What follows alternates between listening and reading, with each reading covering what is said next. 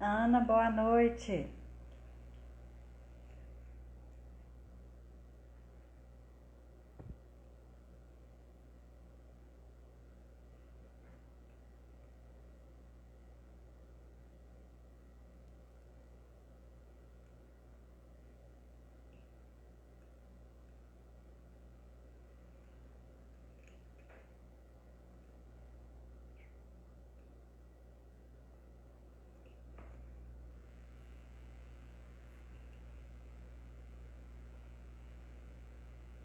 Estamos aqui para dar início a mais um estudo do livro Segue-me. Hoje nós vamos conversar um pouco sobre a lição Obedeçamos. Boa noite, Nadir. Firme e forte, como sempre, né?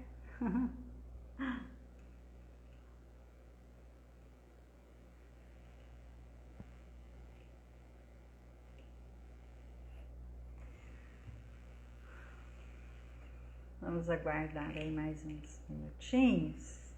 O pessoal ir chegando, pra gente dar início.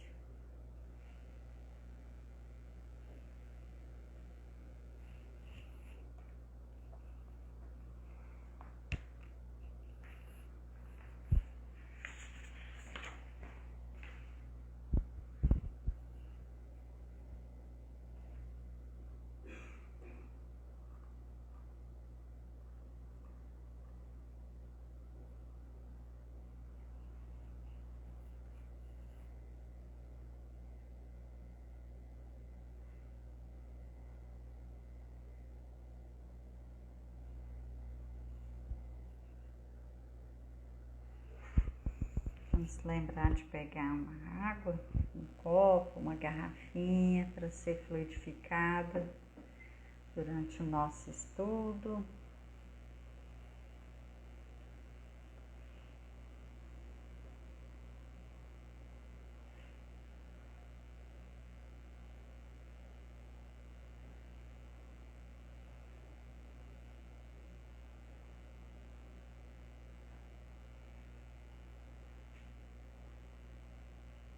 Dani, boa noite.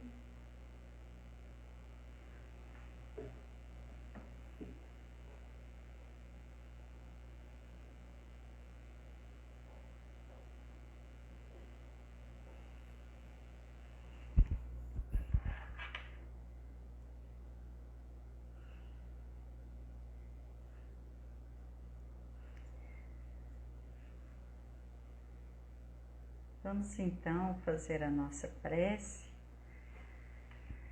Vamos rogar a Jesus, a Deus nosso Pai, de infinito amor, infinita misericórdia,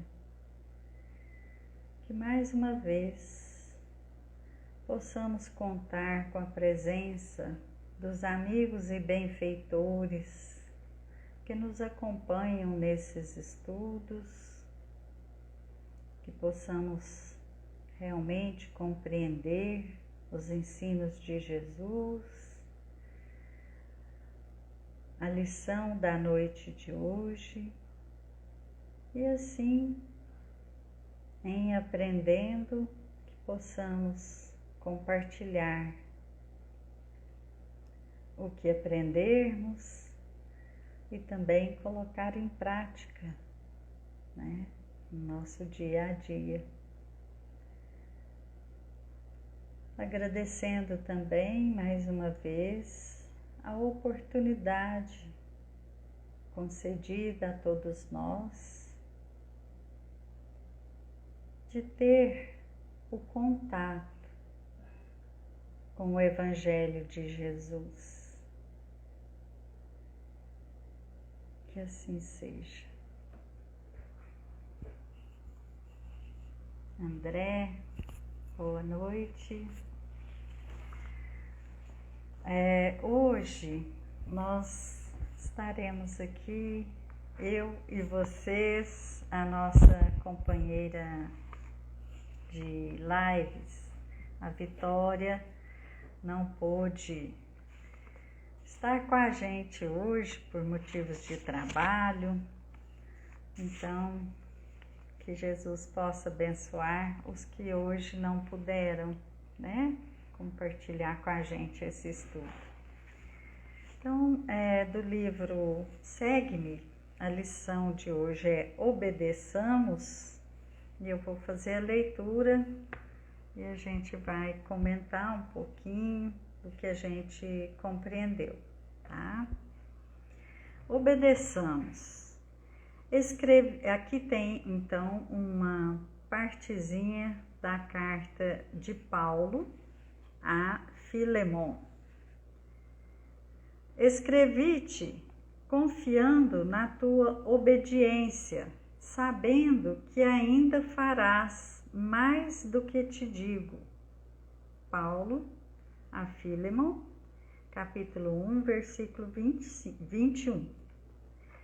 Escrevendo ao companheiro, Paulo não afirma confiar na inteligência, que pode envaidecer-se e desgovernar-se, nem na força que induz a mentira, nem no entusiasmo suscetível de enganar a si próprio, nem no desassombro que muita vez é simples temeridade, nem no poder capaz de iludir-se, nem na superioridade que costuma desmandar-se no orgulho.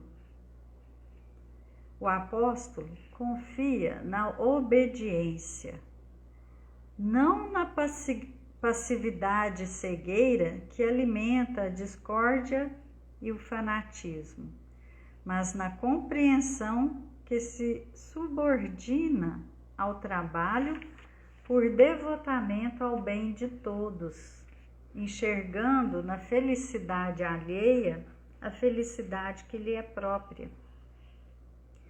Para que atinjas a comunhão com o Senhor, não é necessário te consagres ao incenso da adoração, admirando-o ou defendendo-o. Obedece-lhe.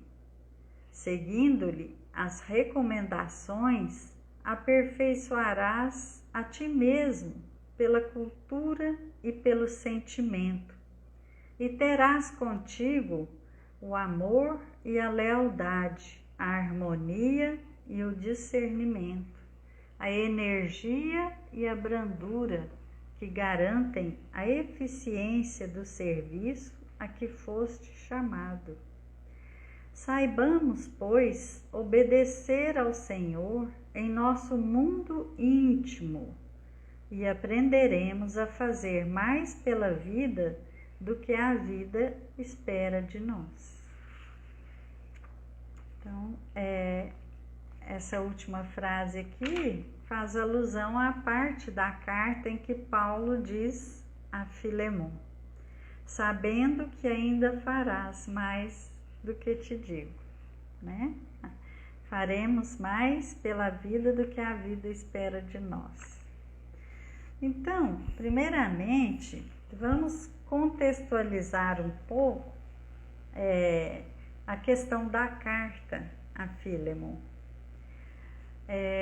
Filemon, o destinatário da carta, era um membro importante, proeminente da comunidade cristã em Colossos, né? A cidade chamava Colossos. E essa comunidade cristã se reunia na casa de Filemon. Quando essa carta foi escrita, Paulo estava na prisão em Roma. Então, por quê, né? Qual a motivação de Paulo ao escrever essa carta? É que Filemon tinha um escravo, o escravo chamado Onésimo, que a tradução literal significa útil. Então, né, só as pessoas muito importantes tinham escravos. E Filemon tinha esse escravo. Acontece que Onésimo, ele fugiu do seu senhor, ele roubou e fugiu. E fugiu para onde? Para Roma, né?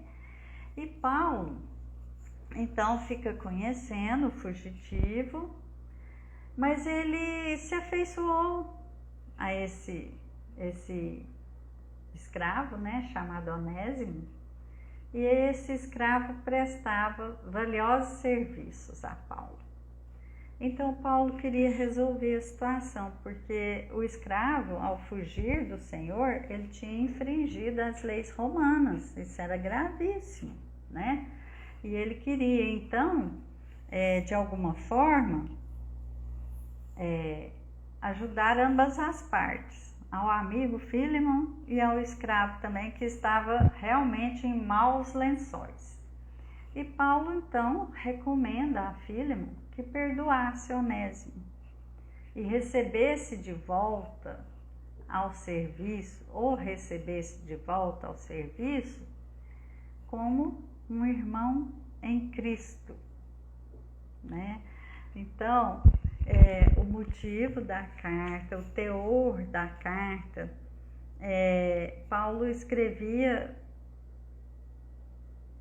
com profundidade, né? Todas as cartas que ele escrevia às comunidades por onde ele tinha passado e deixado adeptos, né? Conquistado adeptos, elas se revestiam de uma grande sabedoria e de uma grande profundidade. Então, é por isso que diz aqui, ó, logo no começo, escrevendo ao companheiro, Paulo não afirma confiar na inteligência, que pode envaidecer-se e desgovernar-se. De fato, né? A gente sabe que existem inteligências brilhantes mesmo, mas que voltadas ao mal, por exemplo, né?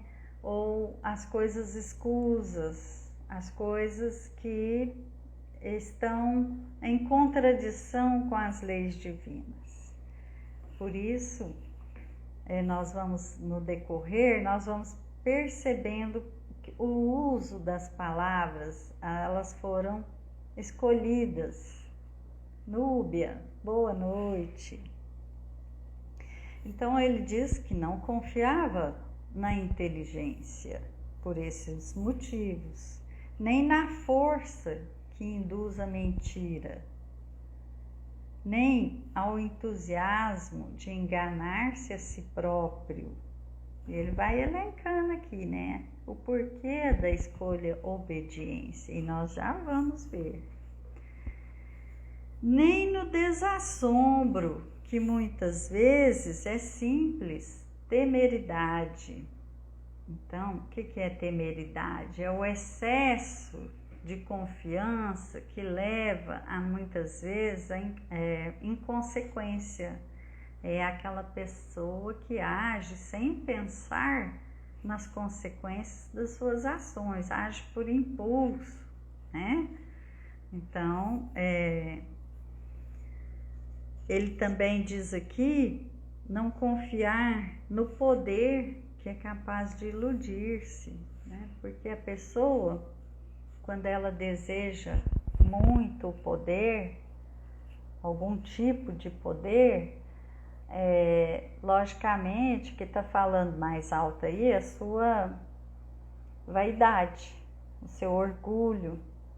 E essa dupla não é boa conselheira de nenhum de nós. A pessoa, ela pode resvalar aí para uma cegueira, né? Às vezes a vaidade, o orgulho é tanto que ela se crê mais do que na verdade é.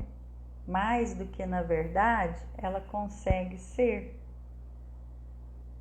né? Então pode levar a erros, a equívocos de um alcance assim que a gente não consegue mensurar, né? Também diz aqui, ó, a questão da superioridade, né, que costuma desmandar-se no orgulho. O apóstolo, está explicando aqui, confia na obediência. Mas não é, assim, qualquer sentido essa obediência. Qual o sentido que Paulo quis dar? Não a passividade cegueira que alimenta a discórdia e o fanatismo. A gente vê que apesar de tudo que Jesus nos trouxe de ensino e nos mostrou o caminho, ainda nos dias de hoje, nós vemos a questão do fanatismo, provocando discórdias, dissensões e guerras sangrentas. Fanatismo é uma coisa que a gente deve procurar se resguardar. Ter fé é uma coisa, ser fanático é outra bem diferente. O fanático, ele acredita ter a verdade absoluta e só ele tem a verdade, né? Não ouve ninguém, não aceita nada que contraria a sua crença.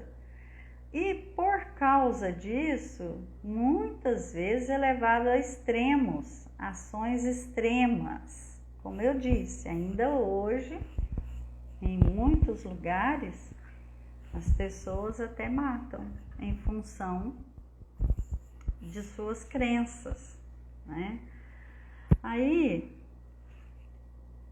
a gente deve se precaver, então, professar a nossa fé, mas se cuidando para não cair no fanatismo, porque nenhum de nós tem a verdade absoluta. Estamos todos em busca de conhecimento, em busca de esclarecimento, porque a inteligência só não basta, como a gente acabou de comentar, né?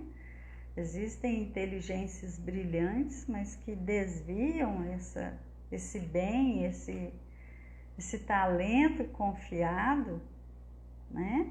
Para fazer o mal e para atrasar até o progresso coletivo, progresso da humanidade com seus feitos, né? Então, ele diz aqui, ó, passividade cegueira que alimenta a discórdia e o fanatismo, mas ele confia sim na compreensão que se subordina ao trabalho por devotamento ao bem de todos. Então, o que ele está dizendo aqui, ó? Enxergando na felicidade alheia a felicidade que lhe é própria. Ora, se estamos todos habitando o mesmo lugar, nesse caso, a escola Terra, tudo que eu fizer afeta o outro e vice-versa. Então, muito enganados estaremos se acreditarmos que ao fazer alguma coisa contra alguém, estaremos fazendo só contra aquela pessoa. Não, primeiramente estaremos fazendo a nós mesmos, né? Do ponto de vista espiritual, eu sou responsável, todos nós somos responsáveis por toda ação, pensamento, palavra. Então, é muito sério.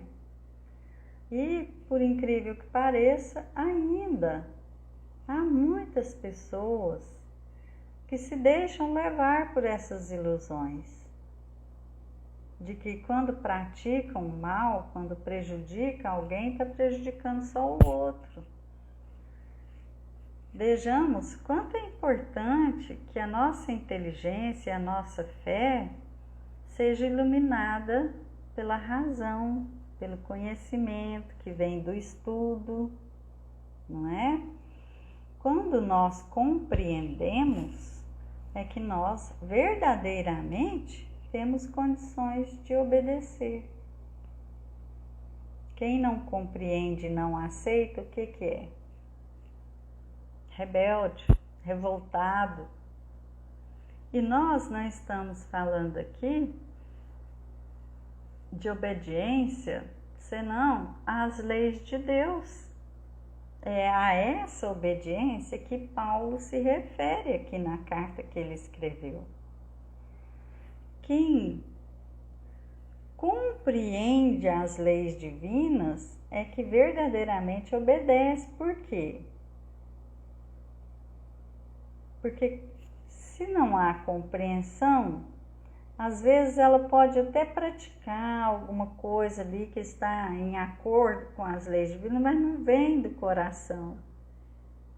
Aí nós vamos lá no Evangelho, na lição, no item 8 do capítulo 9, obediência e resignação. Estão lembrados dessa passagem?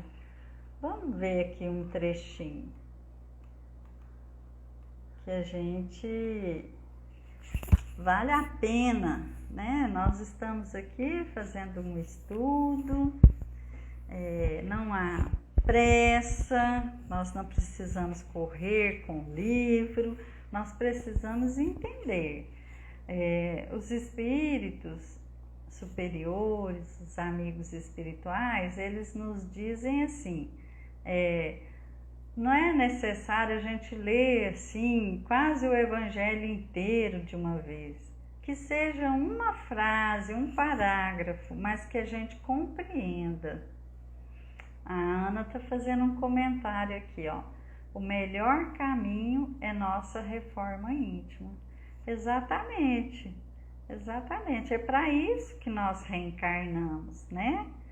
É para realizar as mudanças que nós precisamos fazer para avançarmos, para verdadeiramente evoluirmos, porque senão a gente vai ficar naquela, né? Encarna, desencarna, mas não sai do lugar. São os espíritos estacionários. Então é muita perda de tempo. Muita perda de tempo. A gente compreender também o valor da nossa reencarnação e aproveitar esse tempo também é sinal de que já compreendemos alguma coisa das leis divinas e dos ensinos de Jesus. Então, veja só, há uma frase aqui dessa lição que casa com o nosso estudo de hoje. Essa lição ela foi escrita, ditada, né, ou melhor dizendo, por Lázaro em Paris em 1863. E tem uma frase aqui que é fantástica, que diz assim: a obediência é o consentimento da razão e a resignação é o consentimento do coração. Uma frase, mas olha o significado disso. Então, nós precisamos compreender, né, esses ensinos, essas leis divinas, porque elas são a chave para nós deslancharmos, para a gente ir à frente e deixar para trás muitas mazelas, muitas complicações que a gente ainda arruma, né, com as nossas ações impensadas. Hoje a gente já tem condição, já tem acesso de várias formas a esses ensinos, às fontes de estudo que podem nos explicar, esmiuçar tudo para a gente, né? Eu estou dizendo isso porque houve um tempo em que raras pessoas sabiam ler e escrever. Ao tempo de Jesus, por exemplo, a multidão mesmo, o povo, eram pouquíssimos que sabiam. Então, só aqueles, né, que tinham uma condição social melhor, ou então os sacerdotes lá do templo, eles todos eram versados, eram doutores da lei, né, da lei mosaica. Então, esses sim, mas o povo em geral não sabia. E também não existia muito, assim, muitas fontes, né, de informação e de conhecimento. Livros, por exemplo, não existiam, isso veio muito depois. Pergaminho era muito caro, era difícil. Então, tem tudo isso. Hoje nós temos várias facilidades, né, para nos ajudar. É interessante essa lição, porque ele explica muito claramente, vale a pena depois, né, quem puder pegar o Evangelho, lê-la por inteiro e meditar sobre. Eu vou ler só um trechinho. Quanto à obediência, então, é o consentimento da razão, e a resignação, o consentimento do coração. Olha, para aceitar, que é a questão da resignação, né? Aceitar no coração, primeiro é preciso entender. Como a gente vai aceitar uma coisa que a gente nem entende? Então, assim, fica na superfície, né? Ambas, diz aqui na lição, ambas são forças ativas, porque levam o fardo das provas que a revolta insensata deixa cair. De fato, né? Nada mais insensato que a revolta. Hoje, que a gente já avançou um pouquinho aí, né, nos estudos sobre os ensinos de Jesus, o Evangelho de Jesus, a gente já entende o quanto é nefasta a revolta, né? O quanto ela nos atrasa. Porque se eu estou diante de provas que muitas vezes eu mesma escolhi antes de reencarnar, e quando, né, eu me deparo com as dificuldades, eu me revolto, eu estou cometendo dois erros assim muito graves. Primeiro, que não aceitar as leis divinas, fatalmente eu vou infringir essas leis. Eu estou me debatendo contra elas. Isso já é um grande erro. As leis divinas são perfeitas, regem todo o universo. E quem somos nós para nos rebelarmos quanto a isso? Somos criaturas ainda frágeis, ainda muito próximas do ponto de partida, é o que o Evangelho nos diz, né? Então, como nós poderemos avançar sem aceitar?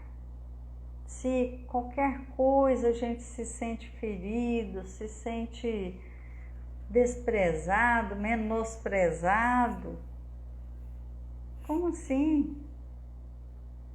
Nós somos realmente pequeninos. A Terra, essa escola sagrada, ela é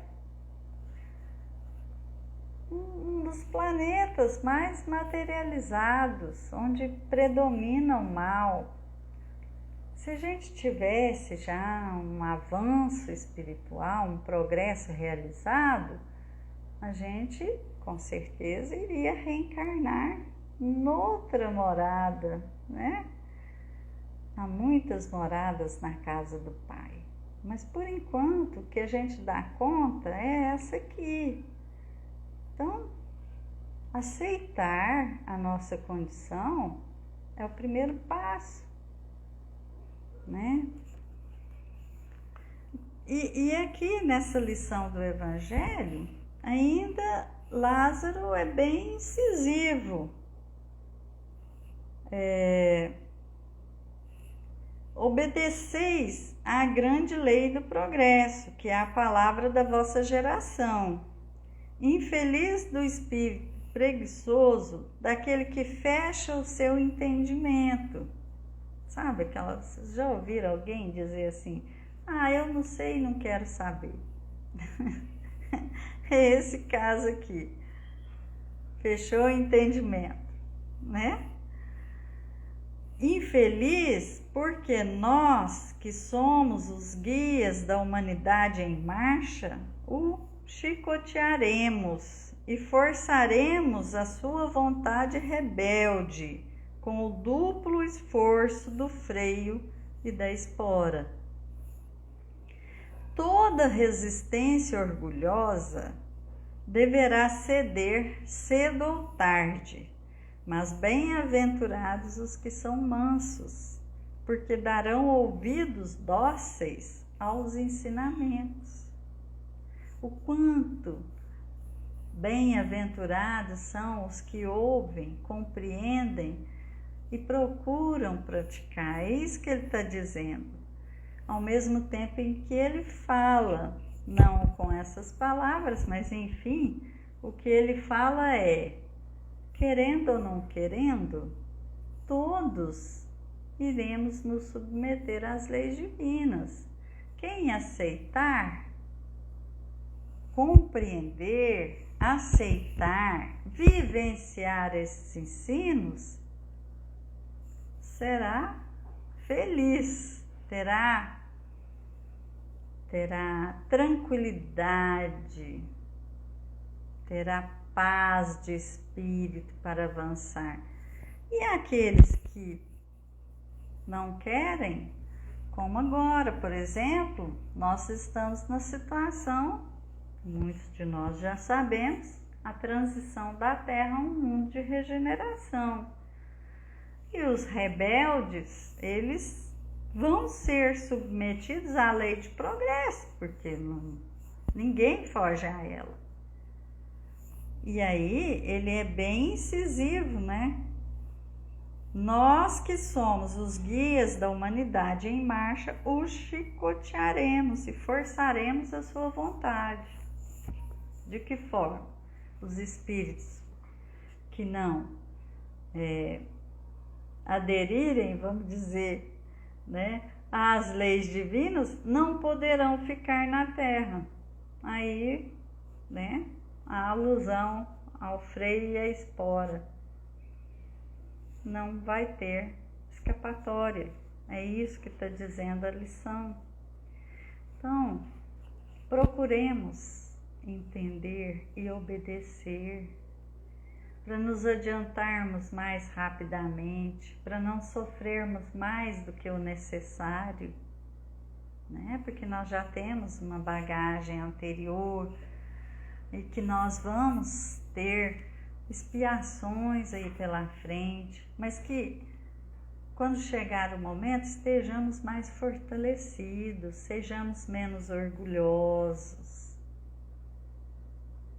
menos vaidosos, para entender a nossa real posição, porque Deus quer é o nosso progresso, é a nossa felicidade.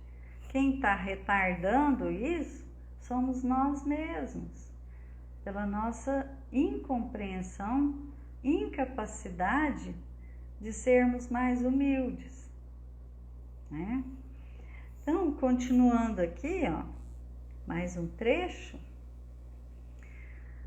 a lição traz que, para que atinjas a comunhão com o Senhor, não é necessário que te consagres ao incenso da adoração, admirando ou defendendo, admirando ao Senhor ou defendendo, né?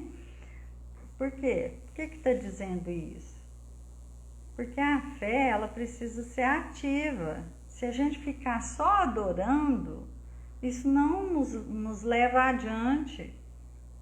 não efetiva o nosso progresso, que a gente está só adorando. E a ação? O que a gente está fazendo em favor de nós mesmos e do bem coletivo?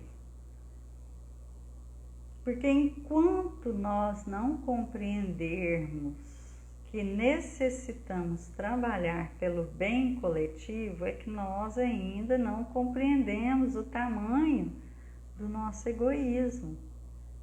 Será que a gente está aqui apenas para satisfazer a si mesmo? Ou cuidar dos interesses de um pequeno grupo? Nossa família ou outro tipo de grupo?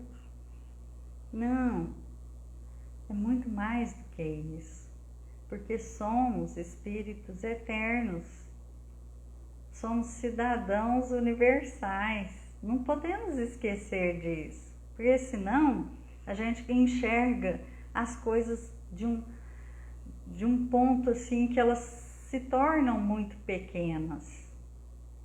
Nós precisamos ampliar, entender qual é a nossa posição nesse universo e entender que estamos todos conectados e todos submetidos às leis divinas. Elas não mudam, não vão mudar, porque Deus é perfeito, suas leis são perfeitas, portanto, imutáveis. Né? E aí a lição nos concita, nos chama, obedece-lhe. Voltando aqui um pouquinho, eu falei da adoração, né? Adoração, admiração, já precisamos avançar, precisamos passar desse ponto. Ou a defesa, né? Nós já tivemos até guerras pela defesa de Deus, de Jesus e por aí afora. Acontece que eles não necessitam disso. Eles necessitam das nossas mãos, da nossa boa vontade para o trabalho imenso a ser realizado aqui na Terra, porque a gente fala assim que a Terra vai se tornar um planeta de regeneração, mas falando assim, e se nós formos simplistas, nós vamos achar que um belo dia nós vamos dormir, no outro dia, né, quando acordarmos, o planeta mudou, é de regeneração. Não é assim. Esse planeta de regeneração nós é que vamos construir. Se tivermos fé suficiente, vontade suficiente de colaborar com Jesus nesse grande empreendimento, né? O nosso governador espiritual da Terra é Jesus. Aí nós temos as nossas escolhas. Então, o que a gente vai fazer? Porque ao mesmo tempo que a gente contribui para o progresso da Terra, o progresso coletivo, nós estamos contribuindo primeiramente com a gente mesmo, né? Quanto de crescimento, de conhecimento espiritual que a gente vai acrescentar na nossa bagagem. Vamos começar assim a equilibrar um pouco, né? A contabilidade divina, que nós ainda temos mais débitos do que créditos, mas Deus nos renova a oportunidade para que a gente consiga equilibrar e que o saldo positivo, né, se torne positivo e muito positivo. Tudo concorre para que isso aconteça com cada um de nós. Tudo no universo concorre para isso. A única coisa que falta é a nossa decisão. Porque Deus, ao nos dar o livre-arbítrio, não foi para ele ser infringido, nem por ele, nem por outros. Então, nosso livre-arbítrio vai preponderar sempre a nosso favor ou a nosso desfavor. A escolha é nossa, né? Aí agora eu vou para o penúltimo parágrafo. Obedece-lhe. Obedecer a quem? A Deus. Ele vai falar diretamente conosco? Não. Através das suas leis. Nós queremos obedecê-lo, vamos primeiro precisar conhecer as suas leis, como elas funcionam, né? Seguindo-lhe as recomendações, aperfeiçoarás a ti mesmo pela cultura e pelo sentimento, e terás contigo o amor e a lealdade. Terás contigo o amor e a lealdade. Sentimento de lealdade é bacana, né? Lealdade a quem? Primeiramente às leis divinas. Amar a Deus sobre todas as coisas, né? Como eu vou amar quem eu não conheço? Como eu vou conhecer Deus? Através das suas leis inscritas no nosso íntimo, na nossa consciência. Mas como a gente precisa dar uma recordada, né?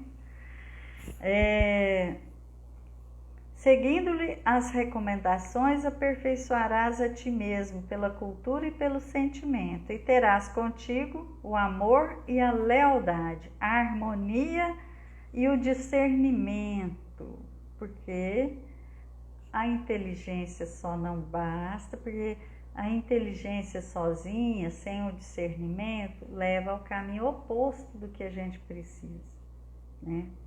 A energia e a brandura. Olha que bacana, porque a gente precisa encontrar o equilíbrio entre a energia e a brandura.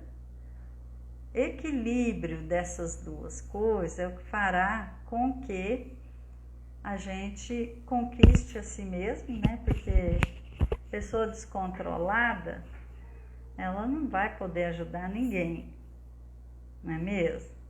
Então tem hora que a gente precisa agir com energia, que é diferente de violência.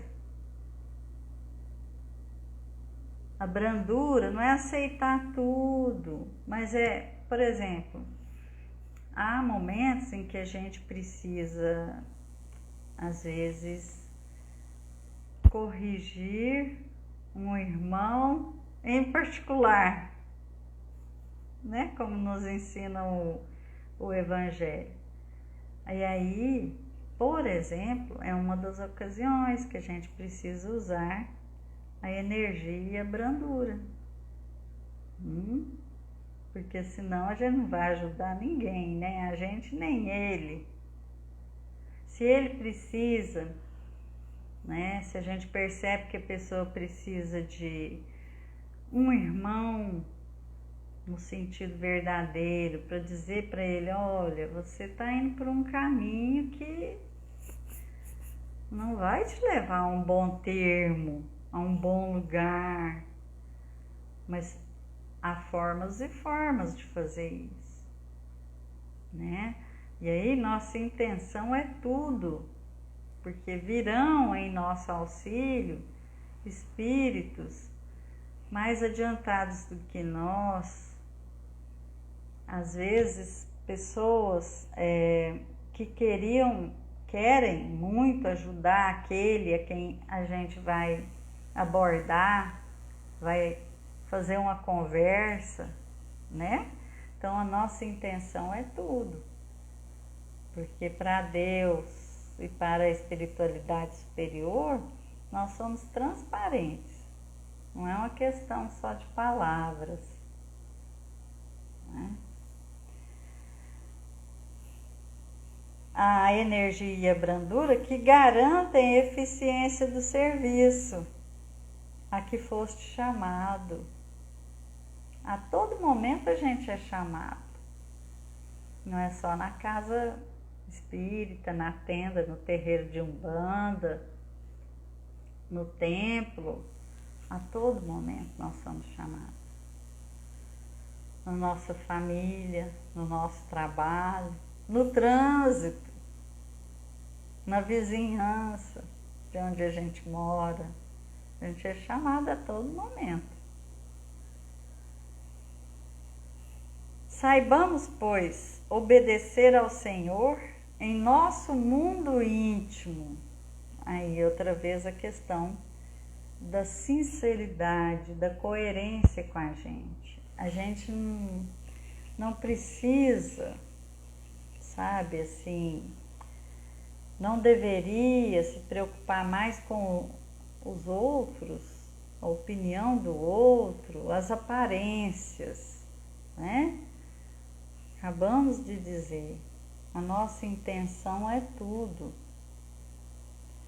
Então, o discernimento também para entender que nós somos espíritos imperfeitos, mas estamos a caminho, que podemos vencer os obstáculos com os quais nos deparamos, porque Deus, na sua infinita bondade, sabedoria, não nos colocaria num lugar, em situações que não pudéssemos vencer. Ultrapassar essas dificuldades, crescer espiritualmente. Que pai seria esse, né? Então, nós precisamos ter coerência com a gente mesmo, o nosso mundo íntimo. Quando ele está em mais equilíbrio, a gente consegue então falar da forma certa, ter a assessoria que nós precisamos, né? Espiritual. Porque uma pessoa descontrolada, que não governa nem ela mesma, que tipo de assessoria que ela vai ter, não é? Então a gente precisa pensar sobre isso, né? O porquê das coisas, o porquê obedecer, o porquê aceitar.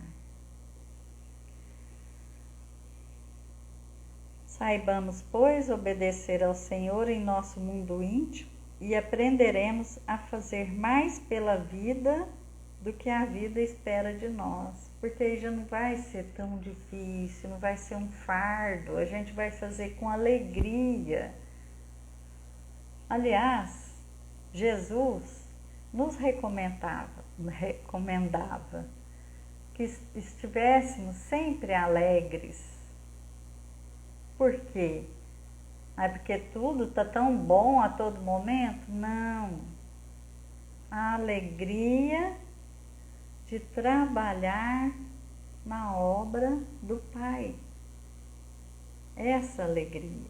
Porque uma vez que a gente já está em serviço, quer dizer que alguma coisa a gente já compreendeu. E a gente já está fazendo coisas que favoreçam a nós e aos outros.